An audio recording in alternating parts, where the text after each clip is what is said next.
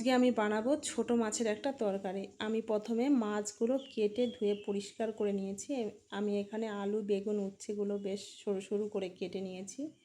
এবার মাছগুলো বেশ লাল লাল করে মুচমুচো করে ভেজে নেব।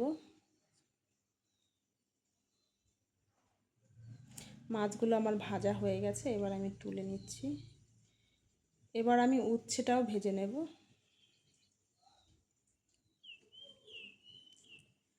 উচ্ছেও ভাজা হয়ে গেছে, তুলে নিচ্ছি। এবার আমি জিরে আর পেঁয়াজ ফোড়ন দেব। পেঁয়াজগুলো বেশ লাল লাল করে বাদামি কালার করে ভেজে নেব। তাহলে কিন্তু ভালো করে ভাজলে তাহলে কিন্তু দারুণ একটা স্মেল আসবে। এবার আমি আলুগুলো বেশ কিছুক্ষণ নাড়াচাড়া করে দিয়ে দিচ্ছি এবার কাঁচা লঙ্কা আর বেগুন।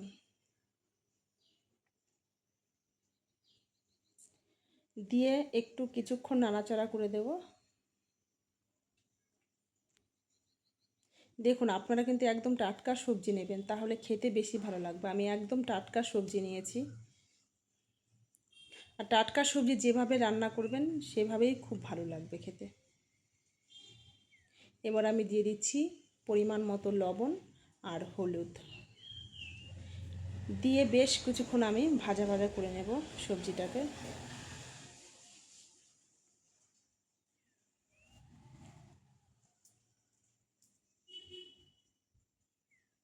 দেখুন, আমার কিন্তু আলু আর বেগুন প্রায় সেদ্ধ হয়েই এসছে। এবারে আমি একটু নাড়াচাড়া করে দেব যাতে নিচে না লেগে যায়।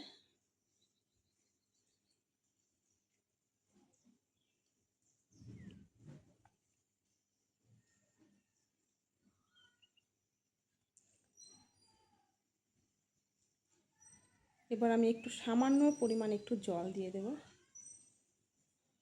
জল দিয়ে আমি 5-6 মিনিটের মতো একটু টকবক করে ফুটতে দেব।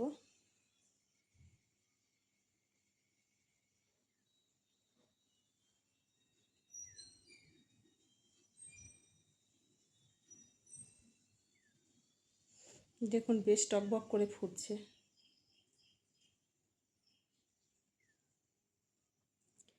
এবার আমি উচ্ছে আর মাছগুলো দিয়ে দেব।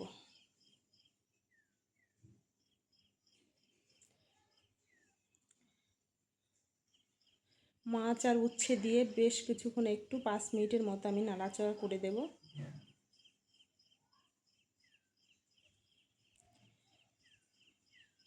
তারপরে জিরে বাটা দিয়েই আমি নামিয়ে নিলেই তৈরি হয়ে যাবে আমার এই ছোট মাছের রেসিপিটা। দেখুন তৈরি হয়ে গেছে আমার এই ছোট মাছের রেসিপি।